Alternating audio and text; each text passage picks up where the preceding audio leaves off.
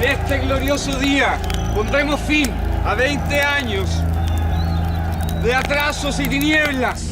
¡Salud por California! ¡Porque es toda de oro! Si quieren guerra, tendrán que comenzar a buscar un lugar donde enterrar a sus muertos. Están haciendo balas, cañones, fusiles. ¿La cosa va en serio? ¿Pero qué quiere esta gente? Reformar la Constitución. Que las provincias sean autónomas. Hay que trincarlos con firmeza. Demostrarles una vez por todas de que hay que respetar la autoridad. Mañana muy temprano, la flota española bombardea el puerto. ¡Vamos saliendo! El presidente Daza pretende aplicar una nueva alza en el impuesto al salitre. Desde que el Perú nacionalizó sus salitreras, sus fuerzas armadas han ido creciendo. ¡A las armas, chilenos! ¡En la ciudad y en la aldea! ¡En el palacio y en la choza! ¡A las armas! ¡El amor! ¡Alto! ¡Preparado! ¡Viva el pueblo revolucionario! ¡Viva! ¡Viva Chile! ¡Viva Chile! ¡Viva Chile!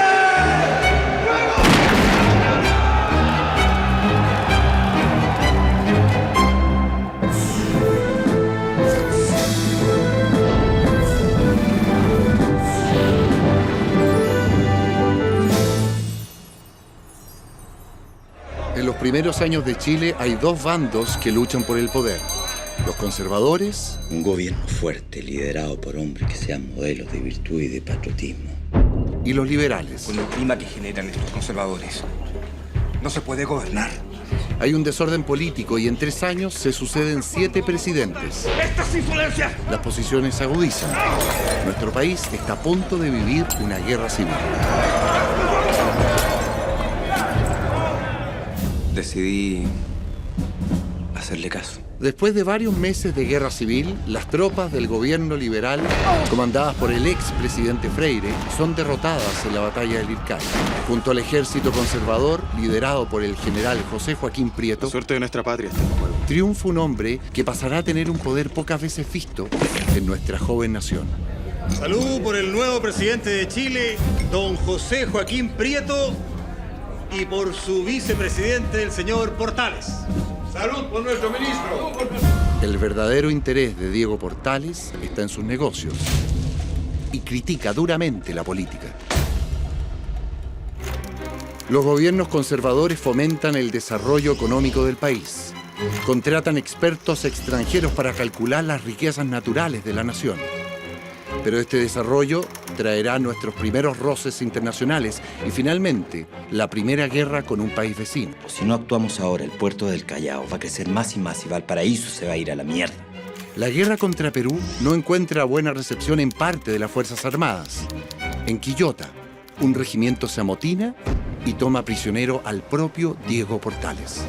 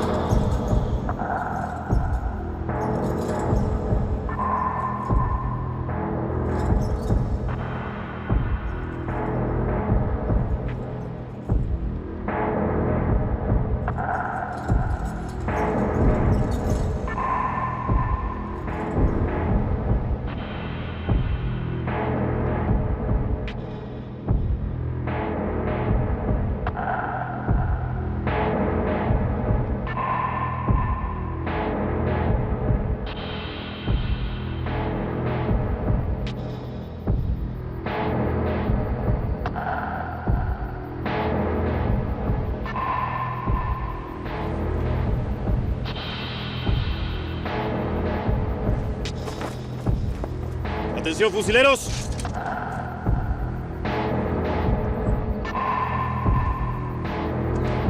¡Prepararse!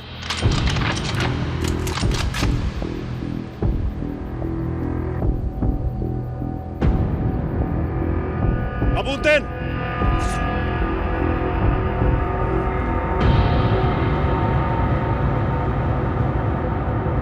¡Fuego!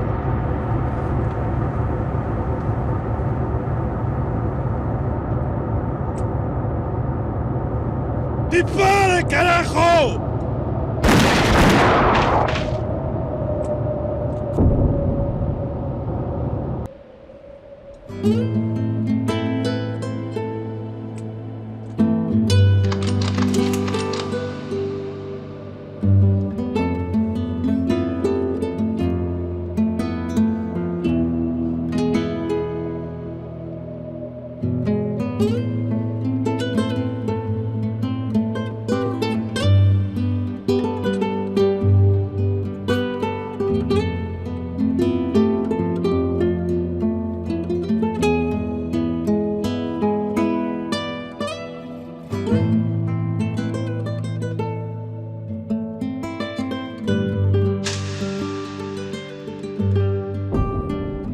Portales muere asesinado y encuentran su cadáver, desnudo y despedazado, por 35 bayonetazos.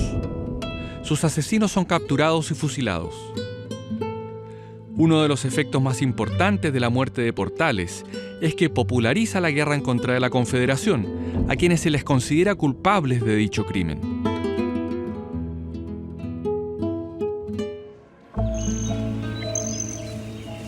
Fines de su mandato, Manuel Bulnes nombra como su sucesor a uno de sus ministros, Manuel Montt.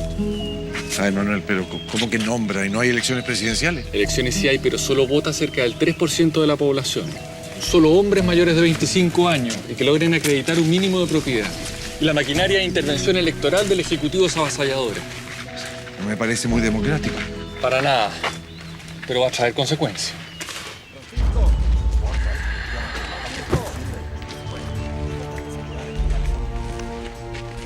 Estamos preparados. Ahora no nos van a pillar desprevenidos estos desgraciados. Por los reiterados fraudes electorales, nadie duda quién va a salir electo presidente. Manuel Montt. Por eso se están tomando las calles. ¿Y esos sacos? Son nueces y frutos secos que encontramos en una bodega.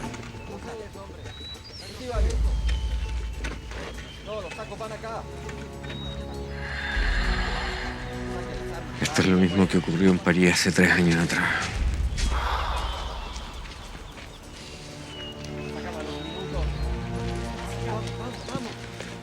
La misma barricada. Los mismos sentimientos.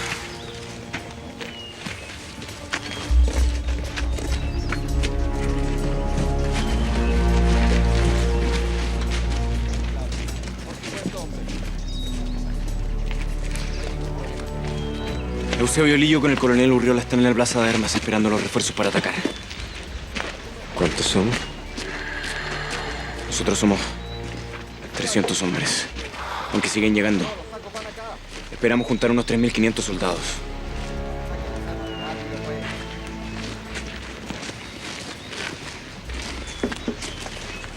¿Quiénes son?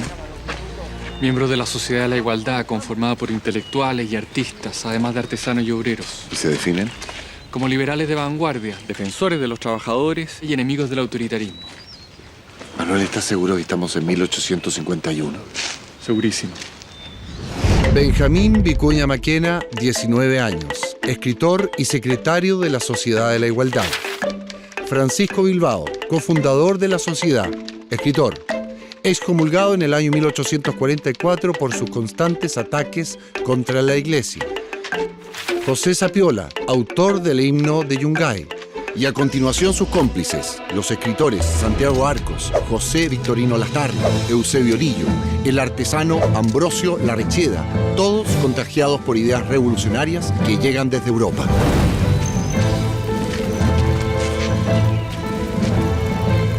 En este glorioso día pondremos fin a 20 años de atrasos y tinieblas. La Guardia Nacional es la milicia del gobierno que fortaleció Diego Portales. La Guardia Nacional. Ahí vienen en camino. Los liberales y los conservadores están acostumbrados a resolver las cosas a balazos. ¡Pelotón! ¡Alto! No olvides esa cara. ¡Preparados! En unos años más va a librar grandes batallas, peleando por el otro bando. ¡Ciudadanos! ¡Tomen sus armas! ¡Y a luchar! ¡Apunten! ¡Viva el pueblo revolucionario! ¡Viva! ¡Fuego! ¡A la carga! El levantamiento de los jóvenes de la Sociedad de la Igualdad representa el deseo de participación de muchos chilenos. En las elecciones presidenciales vence el candidato conservador Manuel Montt. Los liberales acusan fraude, se rebelan y marchan con un ejército desde Concepción a Santiago. Por su parte, el saliente presidente Manuel Bulnes comanda las tropas conservadoras hacia el sur. La batalla se produce en Loncomilla, en donde mueren 2.000 chilenos. La revolución liberal de 1851 ha fracasado.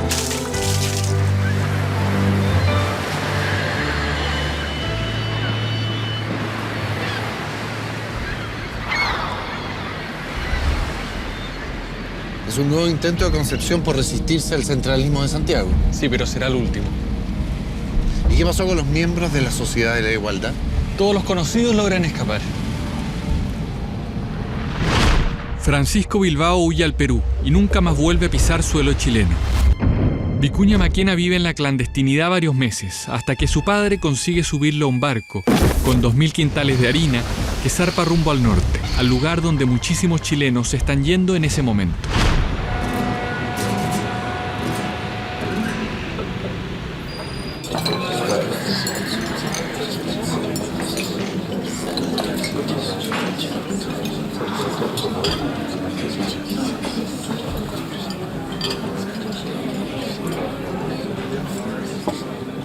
Hola, señor. Hola, buenas tardes. ¿Cómo Dos estás? cervezas, por favor. Inmediatamente, güey.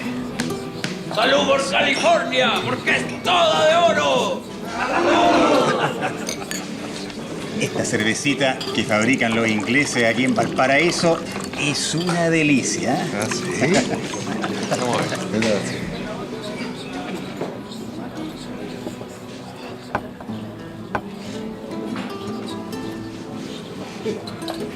Oiga, y dígame una cosa, ¿todo el mundo está muy loco con este asunto del oro en California? Sí, pues mi presidente Montt tiene que traer alemanes a colonizar el sur. En la agricultura no hay mano de obra. ¿Por qué? Porque todos los chilenos están en California. ¡Salud! Und otra vuelta para todo el mundo, please.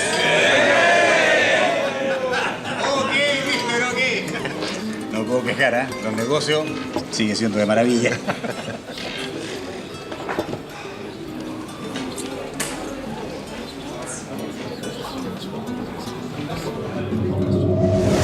A California se manda mano de obra y se exportan víveres.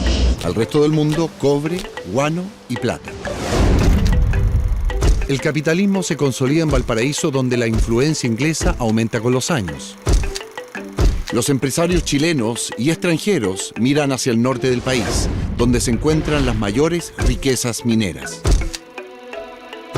Un territorio que antes era considerado tierra de nadie, hoy es motivo de disputa. La actividad minera en el norte permite varios avances tecnológicos, entre ellos nuestro primer tren. Y este es el primer tren de Sudamérica. Eso es un mito. El nuestro es el tercero. Luego el de Guyana Británica y el del Perú. Bueno, al menos somos finalistas. Lo que yo no entiendo es cómo Copiapó tiene línea férrea antes que Santiago y que, no sé, Valparaíso. Es que hay mucha plata. ¿Mucha plata? ¿Plata del metal, dices tú? Por el momento es nuestra gran riqueza minera, que se explota en la región de Atacama y particularmente en Chañarcillo. Y el tren lo construyó el gobierno, ¿verdad? No. Los privados, inversionistas chilenos y extranjeros. Entonces el gobierno no forma parte de esto. La verdad es que una de las principales preocupaciones del presidente Montt es la educación.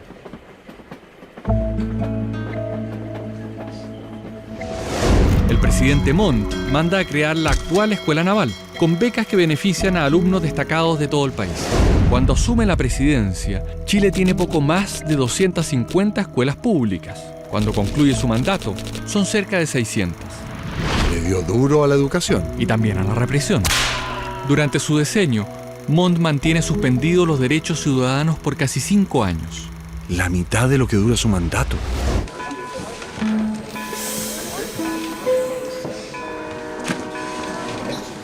Hasta luego.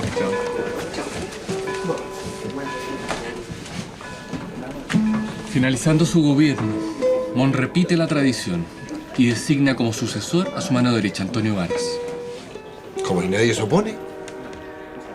Buenas tardes. Buenas tardes. Buenas tardes.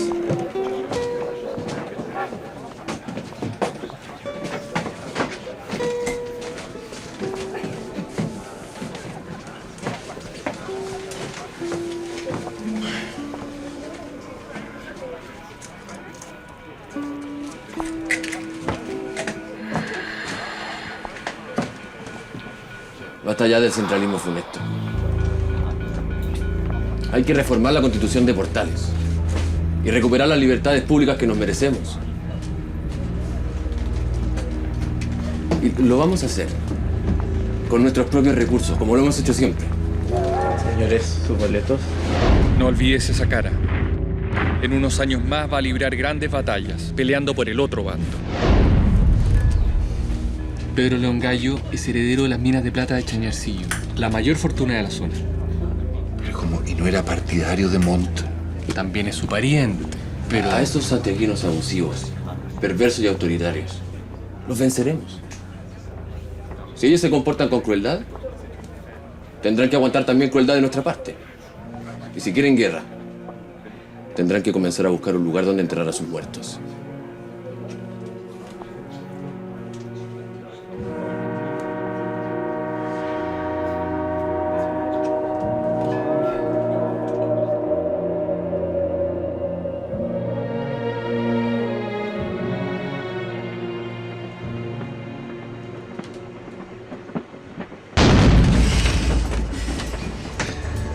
¿Qué pasó?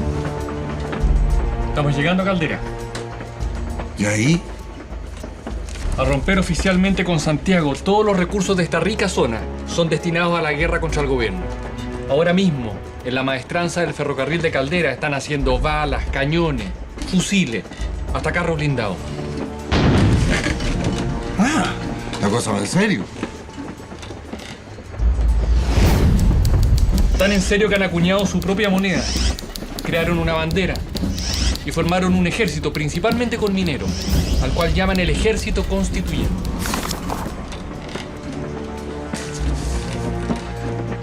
Constituyente por la Constitución del 33, ¿verdad? Exacto. La prioridad para los liberales sublevados es reformar la Constitución del 33. La Asamblea Constituyente es un diario de oposición que circula en Santiago. Lo publica Benjamín Vicuña Maquena, quien ha vuelto de su exilio y se une a esta revuelta. Pero el presidente Montt ordena clausurarlo y Vicuña Maquena termina en la cárcel. ¿Y en Santiago qué está pasando? Vamos a ver. Sígueme.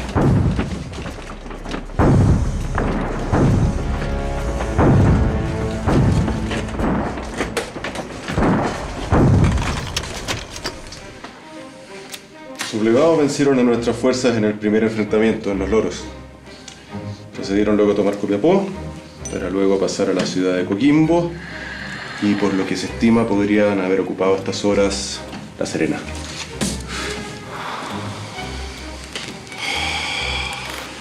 ¿Pero qué quiere esta gente?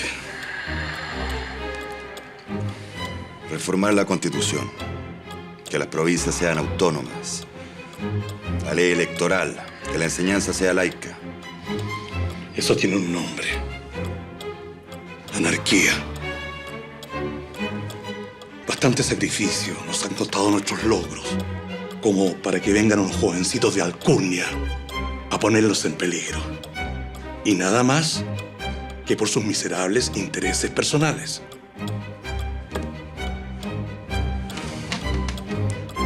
El interés general de la patria le importa un carajo. Algunos me odian simplemente porque no soy aristócrata o porque tengo cara de negro. Por eso hay que trincarlos con firmeza, demostrarles una vez por todas de que hay que respetar la autoridad.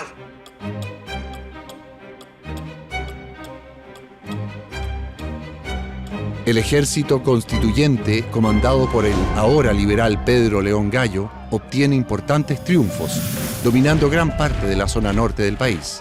Pero las tropas del presidente Montt vencen a los revolucionarios en dos batallas sucesivas, primero en Cerro Grande y luego en Petorca. La segunda revolución liberal de 1859 es aplastada.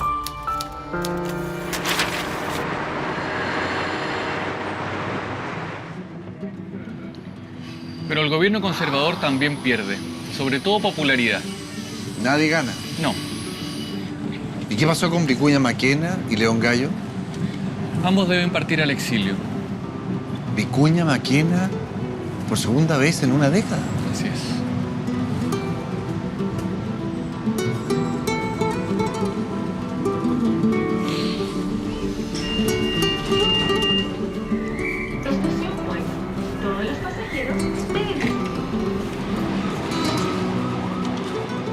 qué hacemos en Valparaíso? Vinimos a ver el comienzo de una guerra. Otra más. Esta vez contra una potencia europea que va a echar abajo el puerto a cañonazos.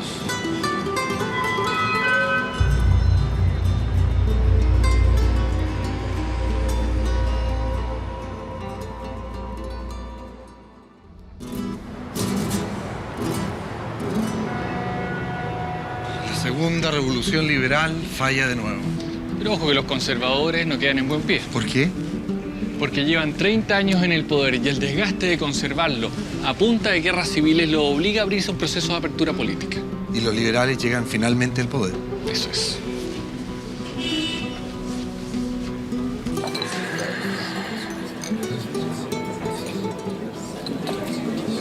Un saludo por el nuevo presidente de Chile, el excelentísimo señor don José Joaquín Pérez. Salud. Después de la revolución de 1859 es tanta la presión que Montt se ve obligado a bajar la candidatura de Varas y apoyar al candidato del consenso, un liberal. Después de 30 años... Por fin los liberales tienen su presidente. Y ahora. Manuel, después de 30 años esperando, ¿lo hacen bien? Sí, bastante bien. ¿Sí? De hecho, siguen habiendo liberales. El presidente José Joaquín Pérez decreta una amnistía para los revolucionarios constituyentes. Pedro León Gallo regresa al país, ingresa al Parlamento y ayuda a fundar el Partido Radical. Benjamín Vicuña Maquena vuelve y se convierte en cronista estrella del Mercurio de Valparaíso.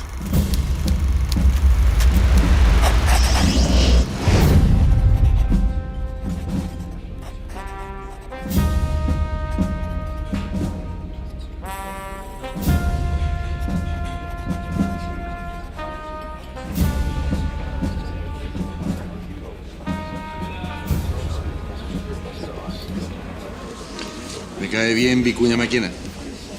En unos años más, para evitar otra guerra civil, renunciará a sus opciones presidenciales.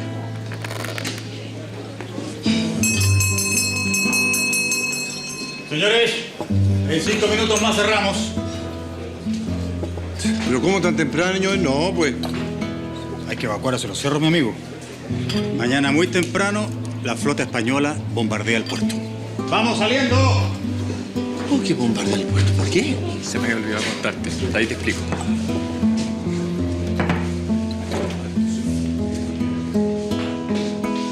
España no reconoce todavía la independencia del Perú y quiere cobrarle impuestos atrasados desde hace 40 años. Joder, qué patudez.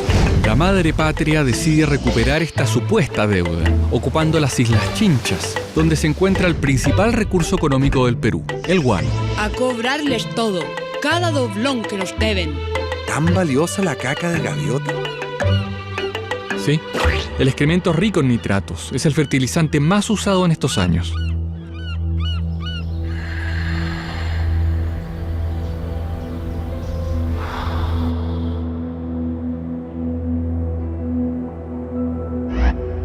Los buques españoles llegan a nuestras costas para aprovisionarse de carbón, pero Chile se los niega. Entonces capturan un barco nuestro que viene de Lota lleno de carbón. Chile se defiende y la fragata Esmeralda termina atrapando a la Covadonga, que por entonces es un barco español. Y después ambas lucharán juntas en el combate naval de Iquique. Falta para eso. Por ahora el almirante de la Covadonga, deshonrado por la derrota, se suicida.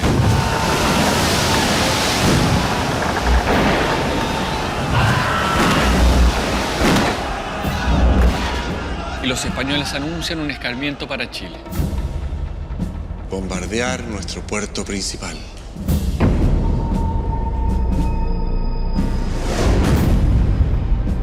El bombardeo dura cerca de 4 horas.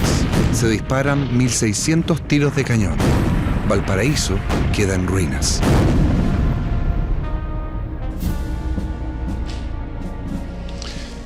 Y a todo esto, ¿en qué está Vicuña Maquena? Durante la guerra contra España, el gobierno lo designa como agente confidencial en Estados Unidos. Su misión es conseguir apoyo político y material para mantener la independencia americana y ganar la guerra. En Nueva York, Vicuña Maquena funda un periódico, La Voz de América, desde donde denuncia el imperialismo español.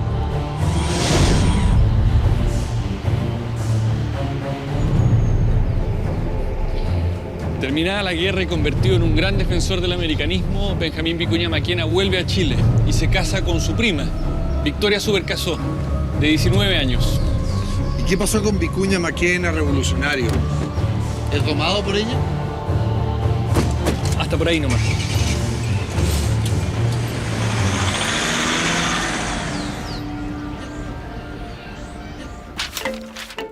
Benjamín Vicuña Maquena es incansable.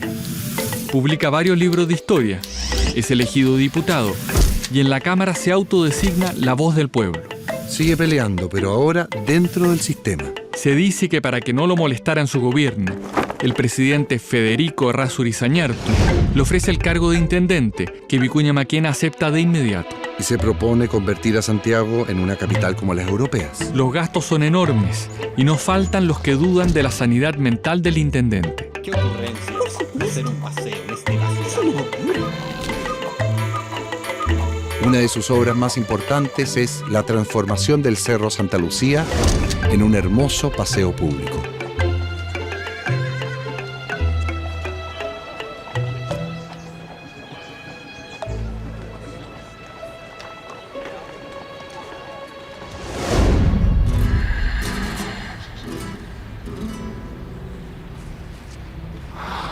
En poco tiempo Santiago se transforma en otra ciudad.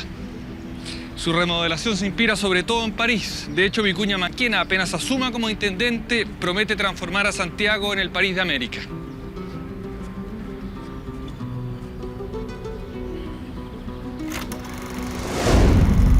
Y eso incluye dividir la ciudad en dos. Por un lado, la ciudad civilizada y ordenada, y por el otro, la ciudad bárbara, fuente de las enfermedades y la delincuencia. Sin embargo, quienes viven en Santiago deben acostumbrarse a una ciudad que crece a pasos agigantados. Ya en la década de 1840, y gracias a la riqueza de la minería, el Estado compra importantes terrenos a la familia Portales, creando la Quinta Normal, que es usada como campo agrícola experimental. Además, sirve de lugar de esparcimiento para los vecinos del sector del barrio Yungay. Hacia el sur, en el espacio que se utilizaba para ejercicios militares, se crea un gran parque para la capital, con los dineros donados por el millonario Luis Cousiño. El Parque Cousiño, actual Parque O'Higgins, se convierte en el paseo de la clase alta de Santiago. La calle 18 es la elegida por la élite chilena para construir sus mansiones, porque es el acceso al Parque Cousiño. Aunque los ricos sueñan con vivir en un París a la chilena, los suburbios de pobreza aumentan. Por una parte, se mantienen los de principios del siglo XIX sobre los márgenes del río Mapocho, y por otra, crecen con fuerza los llamados por Benjamín Vicuña Maquena potreros de la muerte. Esta zona se ubica desde Avenida Mata por el norte hasta el Zanjón de la Guada por el sur, con un ancho de 6 manzanas entre las calles Santa Rosa y San Ignacio. A esta área se le suma la barriada denominada Chuchunco, ubicada junto a la estación central. Cuando Benjamín Vicuña Maquena deja su cargo de intendente, Santiago cuenta con varios avances, como el alumbrado público con 1.362 farolas a gas y 626 de parafina. Pero donde más se nota el progreso es en los espectáculos y en el transporte público, con los carros de sangre y el ferrocarril urbano. Santiago celebra el centenario de nuestra independencia con las dificultades de una gran metrópolis, pero con avances que la hacen mirar el futuro con optimismo. Se inaugura el alcantarillado de la ciudad y con motivo de la celebración se construyen edificios que hasta hoy son parte de nuestra identidad, como el Palacio de Tribunales y el Museo de Bellas Artes. Ya pues, Benjamín, espero que ahora cumpla con su promesa y se retire a descansar. Ya descansaré estando muerto, Victoria. Pero no se preocupe, que me comunicaré con usted mediante esas sesiones de espiritismo que están tan en boga.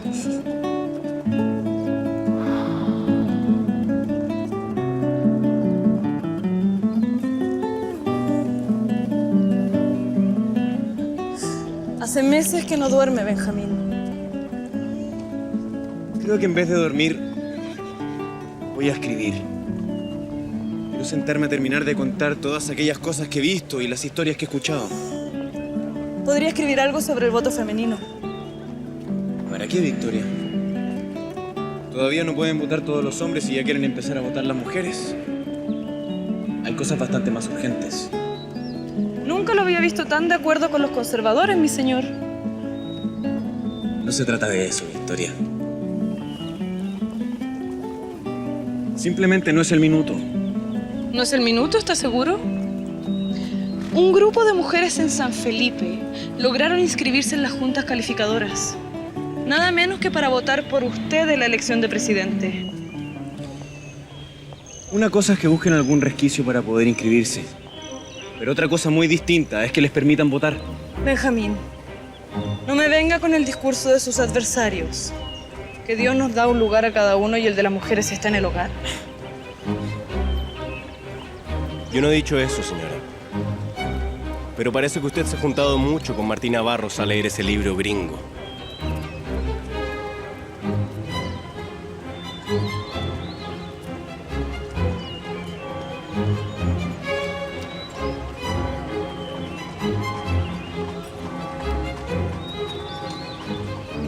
Mejor terminemos de recorrer este hermoso cerro. ¿Qué le parece, Victoria?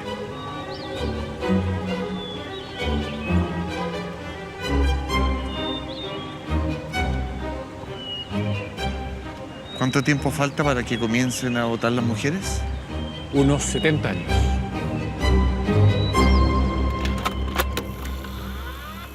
Luego que un grupo de mujeres de La Serena y San Felipe intentan inscribirse en las juntas calificadoras de elecciones de la época, el Congreso aprueba una nueva ley que especifica que ni los sirvientes domésticos, ni los procesados por crimen o delito que merezcan pena aflictiva, ni los condenados por quiebra fraudulenta, ni las mujeres pueden ejercer el derecho a voto. Estudiar en la universidad también es mal visto, indecente. Pero contra viento y marea y solo 3 años después de esta ridícula ley, Eloísa Díaz y Ernestina Pérez se titulan como las primeras médicos de Chile y Latinoamérica. Muchas se oponen a ser solo madres y esposas y rompen una a una las barreras. En toda América, 15 países le dan primero el derecho a voto a las mujeres antes que el nuestro. Pero el año 2006 repuntamos, cuando somos el primer país en Sudamérica que elige una mujer presidente. Y después de cambiarle la cara a Santiago, ¿qué pasó con Vicuña Maquena? Hace la primera campaña presidencial al estilo gringo, recorriendo todo el país en tren. Y es tanta su popularidad y tanta la resistencia del gobierno a que salga electo, porque no es su candidato, que se teme un estallido de conflicto social. Ante eso, baja su candidatura. ¿Y qué es lo que hace? Postula al Senado. Y gana, obviamente. Y desde allí se convierte en uno de los grandes impulsores de la Guerra del Pacífico. Ay, nos sacaron un parte. Te dije que aquí no se podía estacionar.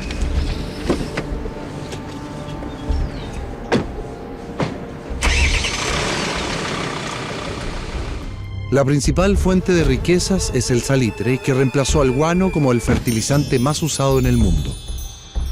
Mientras en el norte del territorio chileno comienza a descubrirse salitre, en la zona boliviana de Antofagasta, su explotación lleva ya un tiempo.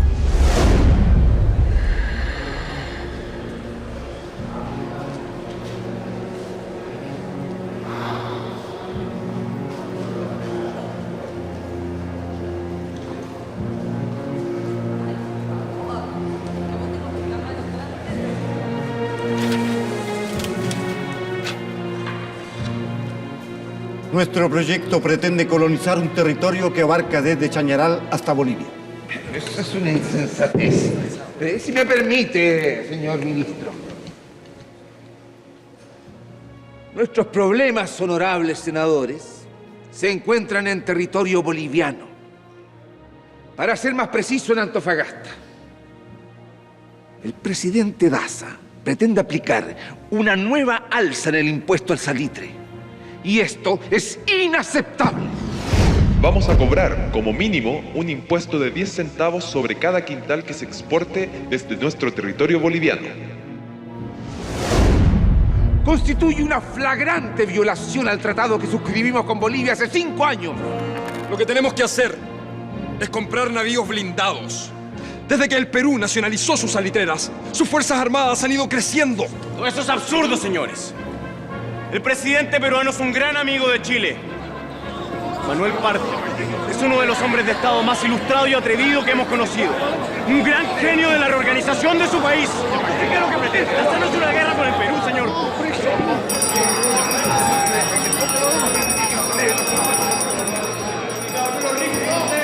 Con la depresión que afecta actualmente a los mercados europeos, la economía chilena necesita un salvavidas urgente.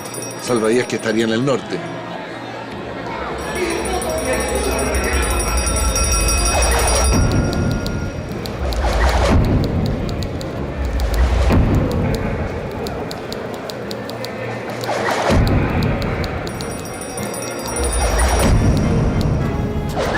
Compatriotas, ante las injusticias vividas en el norte, nuestro país procederá a ocupar los territorios comprendidos entre el paralelo 23 y 24.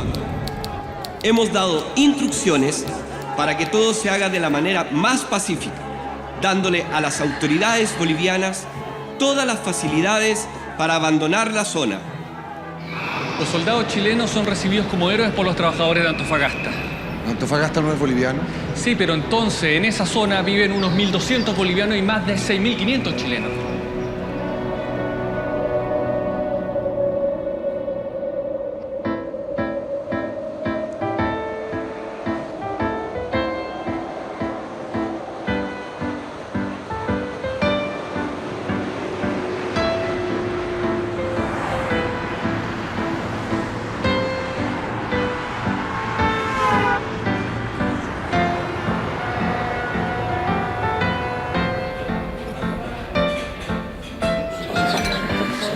Chile ocupa el territorio boliviano de Antofagasta con la excusa de proteger las inversiones salitreras.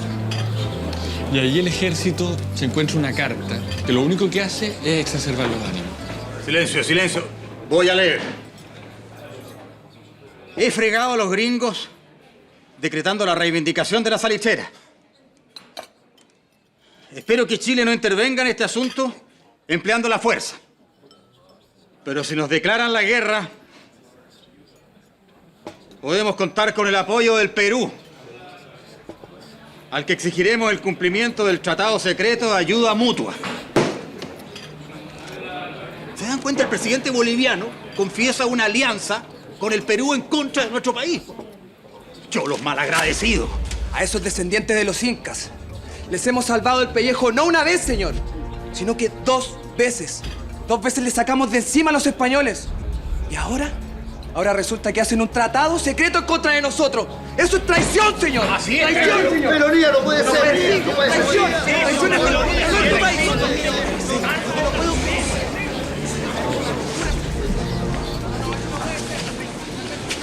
Bueno, ¿quién pudo haber dejado una carta así botada? ¿Estamos seguros de que es verdadera? Por lo menos está citada en muchos libros de historia. ¿Y Vicuña Maquena, que tiene tanta confianza en el presidente peruano, qué opina de todo esto? Se siente personalmente agraviado y de ahí en adelante su discurso cambia hacia una constante arenga a favor de la intervención militar.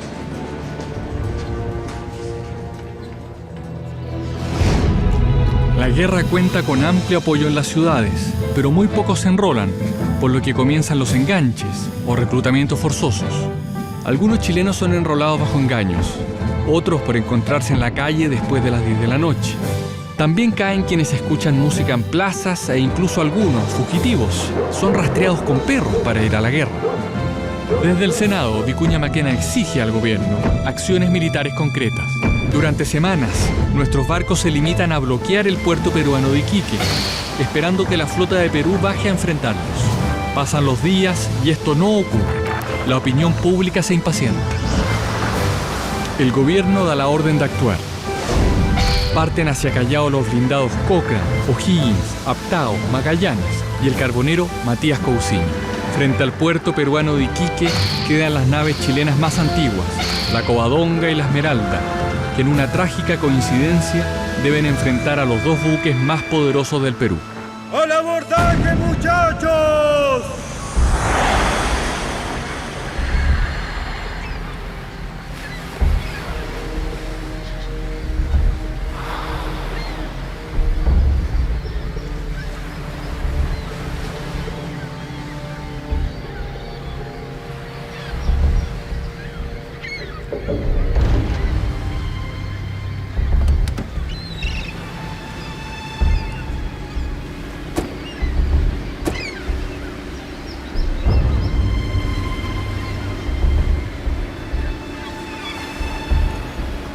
La muerte del capitán Arturo Prat en el combate naval de Iquique es conocida con algunos días de retraso. Hola, buenas tardes. Buenas tardes. Teniente Paso, comandante del buque. Mucho gusto, Francisco Melo, Manuel Vicuña. Mucho Teniente gusto. Paso, por favor, lo invito a bordo. Gracias. Las primeras noticias recién llegan a Santiago el día 23 de mayo. ¿Cómo lo toma la gente? Primero hay una sensación generalizada de derrota, hasta que alguien da un largo y emotivo discurso que enciende el fervor patriótico.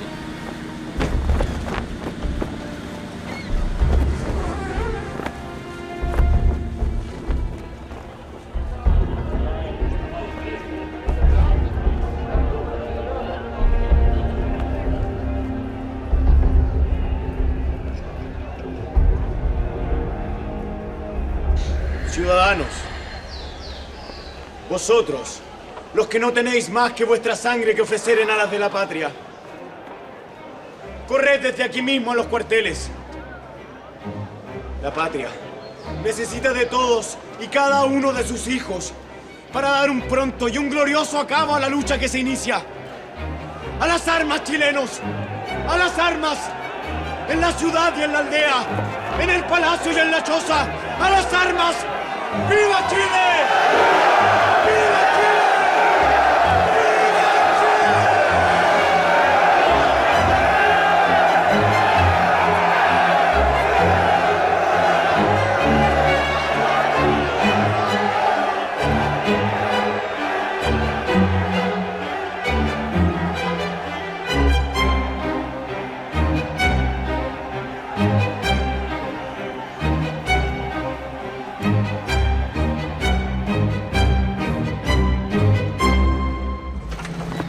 Larga 4.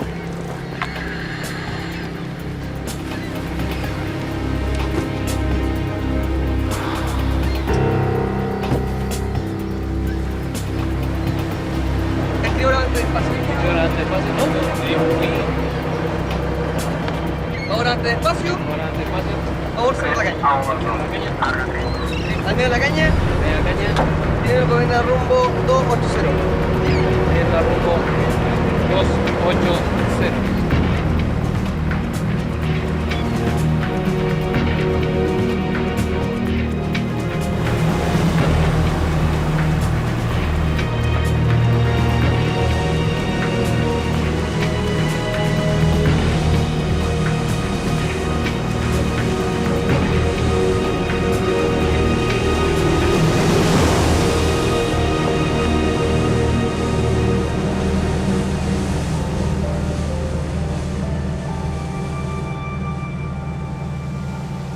Antes del combate naval de Iquique, Vicuña Maquena lamentaba la ausencia de espíritu patriótico. Sentía que al país le hacía falta una victoria, que nos diera un impulso colectivo. Pero perdón, Manuel. Aquí está un día la Esmeralda. Esto no es una victoria, es una derrota. Para nada. Ese día Chile perdió uno de sus buques más viejos, mientras el Perú, al perder la independencia, perdió el 50% de su flota blindada. Y Prat se transforma en un símbolo. En más de un sentido. Además de ser utilizado políticamente, como mártir de la guerra, su figura simboliza y resume todo lo que hemos visto en esta época. Es el hijo de un comerciante. Su familia no goza de una buena situación económica. Estudia en la escuela naval, gracias a una beca del presidente Manuel Montt. En la guerra contra España, Prat es parte de la tripulación de la Esmeralda. Un chileno que resume la segunda mitad de este siglo. Y finalmente termina transformado en una suerte de figura mítica, el primer héroe de esta guerra que comienza.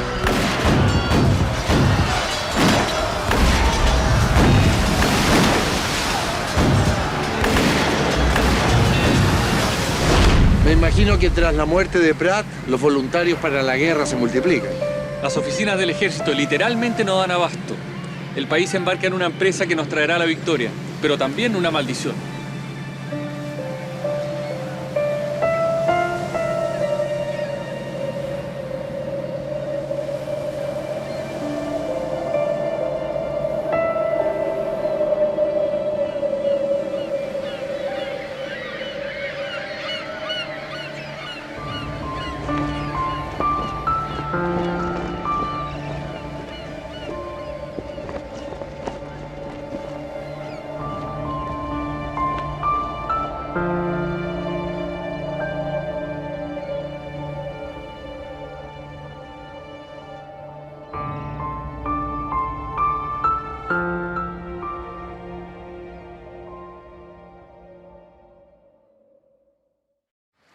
La mayor insensatez que se podía cometer era reñir con la Argentina por una comarca estéril.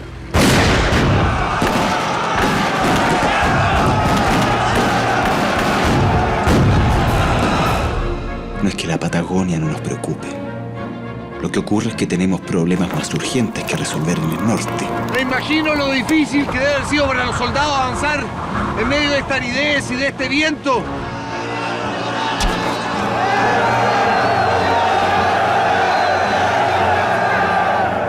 Y dígale a su gran amigo, el ministro Balmaceda, que si el gobierno lo presenta como candidato a la presidencia, cuenta desde ya con nuestra más férrea oposición. Porque no aceptaremos jamás la tiranía económica ni de muchos ni de pocos. Tu presidente se está gastando todo el dinero y está loco. Si ejerces un traidor. Y es conveniente que vaya meditando acerca del estado moral y fisiológico del presidente de la República. ¿Ocurre algo? Damas y caballeros, discúlpenme, tengo un asunto muy importante que atender.